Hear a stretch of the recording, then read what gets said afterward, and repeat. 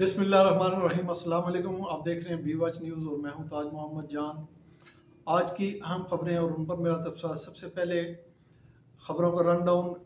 India ने पाकिस्तान की मईशत पर बहुत बड़ा हमला कर दिया है। इस हमले को कैसे पसपा किया जाएगा, इस पर बात करेंगे। और इसके अलावा सऊदी अरब में गए हुए हैं हमारे प्राइम मिनिस्टर शहबाज शरीफ साहब, और उनके साथ मरीम नवाज़ हैं, हमजा शहबाज हैं, और उनके वक्त में और भी काफ़ी सारे लोग शामिल हैं। अपने साथ ये एक पूरी टीम लेकर गए हैं कैमरा मैनों की। ये क्या मामला है, इस पर बात करेंगे।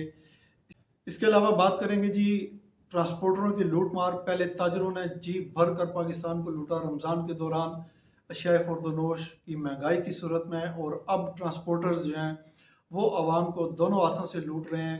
ना पहले कहीं कानून की हुक्मरानी थी, ना अब कोई ट्रांसपोर्टरों को पूछने वाला है, और आवाम की जेबें जो ना खाली की जा रही हैं बड़ी बेदर्दी से। ये क्या मामला है, इस पर बात करेंगे।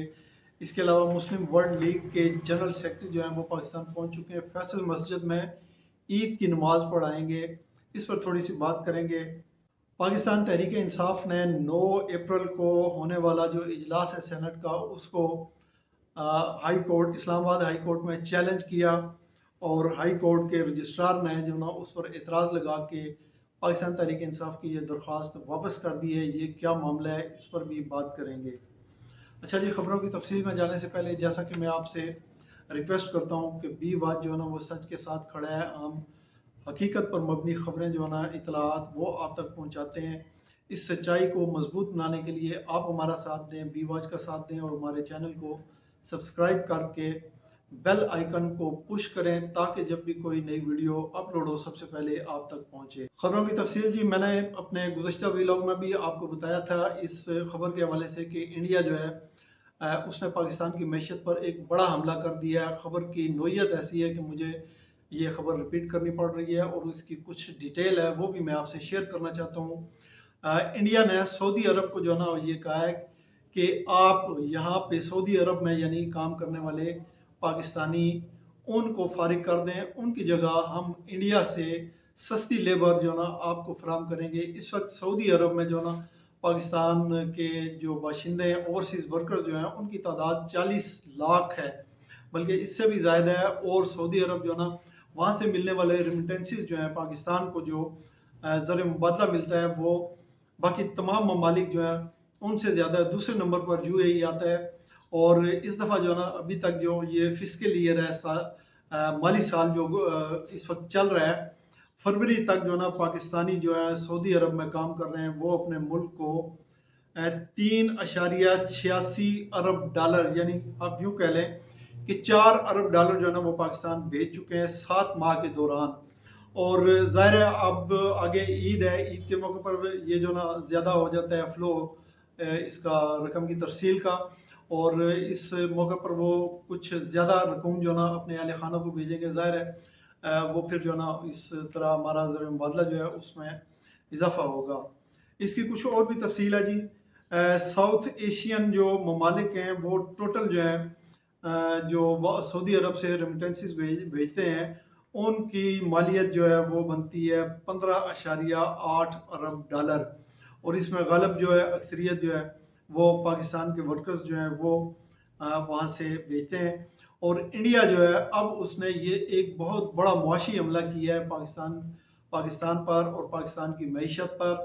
और उसने सऊदी अरब को जो है ना ये ऑफ़र की है कि पाकिस्तानी लेबर जिस रेट पर काम करती है, जो सैलरी लेती है, उससे बहुत कम सैलरी पर हम इंडिया से जो है आपको अपने वर्कर्स जो है ना फराम करेंगे, और पाकिस्तानी वर्कर्स जो हैं उनको आप फारिग कर दें, उनकी जगह इंडिया के वर्कर्स ऑलरेडी जो है ना वहाँ पे ज़्यादा है, उनकी तादाद ज़्यादा है। अच्छा जी, दूसरी खबर जो मैंने आपको बताई थी कि प्राइम मिनिस्टर शहबाज शरीफ जो हैं उनके साथ वज़ीर आला पंजाब मरीम नवाज साहब हैं, हमजा शहबाज और दीगर उनके वफ़द के अरकान जो हैं वो इस वक्त सऊदी अरब में उम्रे की अदायगी वो कर चुके हैं। अब वो मुलाकातें कर रहे हैं शाही ख़ानदान से, और पता ये चला है कि ये अपने साथ कैमरा मैनों की एक बड़ी टीम लेकर गए हैं। उसमें 8 कैमरा मैन जो है ना वो वीडियो बनाने वाले या स्टिल फोटोग्राफर्स जो है ना इस वक्त में शामिल हैं। और ये सारा कुछ जो ना वज़ीर आला पंजाब मरीम नवाज साहिबा जो है उनकी ख्वाहिश पर किया गया, और वहाँ से وہ تصویریں بنا کے جو ہے نا وہ بھیجتے ہیں، اپلوڈ کرتے ہیں اپنے سوشل میڈیا اکاؤنٹس پر اور ٹک ٹاک پر جو ہے نا وہ دھڑا دھڑ جو ہے نا اس طرح کی تصویریں. اور خاص طور پہ آپ دیکھیں ہمیں یہ بتایا گیا، ہمارے جو جید علماء کرام ہیں وہ یہ بتاتے ہیں کہ دکھاوے کے لیے جس نے نماز پڑھی یا کوئی عبادت کی اس نے وہ عبادت نہیں کی، دراصل وہ شرک میں شمار ہوتا ہے. تو یہ خانہ کعبہ کے ساتھ لپٹے ہوئے یا مسجد نبوی میں جا رہے ہیں، نماز پڑھ رہے ہیں یا وہاں پہ دعا کر رہے ہیں، اس کی بھی تصویریں بنا کے جو نا ان کو شو آف کر رہے ہیں. اور یہ جو نا اپنے جو ان کے اکاؤنٹس ہیں، سوشل میڈیا کے اکاؤنٹس ہیں، ان پر وہ اپلوڈ کر رہے ہیں اور یہ ایک دکھاوا کر رہے ہیں. یہ ہم محض تنقید برائے تنقید نہیں کر رہے بلکہ اصلاح کے لیے یہ بات کر رہے ہیں. اگر ہماری بات ان تک پہنچے تو یہ جو بات میں نے کہی ہے کہ ہمارے جید علماء کرام جو ہے، آپ کسی سے خود بھی پوچھ سکتے ہیں کہ دکھاوے کے لیے جس نے کوئی عبادت کی اس نے گویا عبادت نہیں کی، وہ گویا شرک اس نے کی ہے. تو یہ اس سے بچنا جو ہے نا ہر مسلمان کے لیے ضروری ہوتا ہے. اور ہماری لیڈرشپ خاص طور پہ جو ہے نا اس لیول کی پرائم منسٹر اور ان کے ساتھ جو ہے نا چیف منسٹر لیول کے لوگ جو ہیں وہ اگر اس طرح کریں گے تو باقی پھر پاکستانی عوام جو ہے ان کی دیکھا دیکھی جو ہے وہ کیا کریں گے، یہ اس سے آپ بخوبی اندازہ لگا سکتے ہیں. اس لیے ایسی نمائش جو ہے اس سے بچا جانا چاہیے. اچھا، اگلی خبر جی، مسلم ورلڈ لیگ رابطہ عالم اسلامی، یہاں پہ ہمارے راجہ ظفر اللہ جو ہے نا اس کے پاکستان میں ایک لمبے عرصے کے لیے سربراہ رہے ہیں پاکستان کی حد تک. تو اس تنظیم کے جو ہے نا سیکرٹری جنرل ڈاکٹر محمد بن عبد الکریم العیسیٰ، یہ جو رات گزری ہے اس رات کو رات گئے جو ہے نا پاکستان میں تشریف لائے ہیں. اور فیصل مسجد میں جو عید کی نماز ہوگی وہ نماز جو ہے وہ یہی ڈاکٹر محمد بن عبد الکریم العیسیٰ جو ہے نا وہ پڑھائیں گے. اس کے علاوہ جو ہے نا وہ پرائم منسٹر شہباز شریف صاحب سے بھی ملاقات کریں گے. اس کے علاوہ چیف جسٹس جو ہیں وہ بھی ان کے شیڈول میں شامل ہے، ان کی ملاقات صدر مملکت سے ملیں گے آصف علی زرداری سے، پھر آرمی چیف سے بھی ملاقات کریں گے. ان ملاقاتوں میں وہ ان سے کیا بات چیت کریں گے اس حوالے سے جو ہے نا ہمیں ابھی کوئی اطلاعات نہیں ملی ہیں. اگر کوئی اطلاعات ملیں گی تو وہ ہم لازمی آپ سے شیئر کریں گے.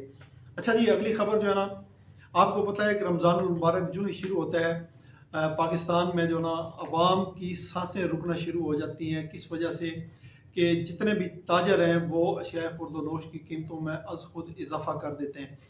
ہم نے دیکھا پوری دنیا میں جب ان کا کوئی مذہبی تہوار یا اس طرح کے مذہبی کوئی فیسٹیول آتا ہے تو وہاں پہ اشیاء خورد و نوش کی قیمتیں، کپڑوں کی، جوتوں کی قیمتیں کم ہو جاتی ہیں.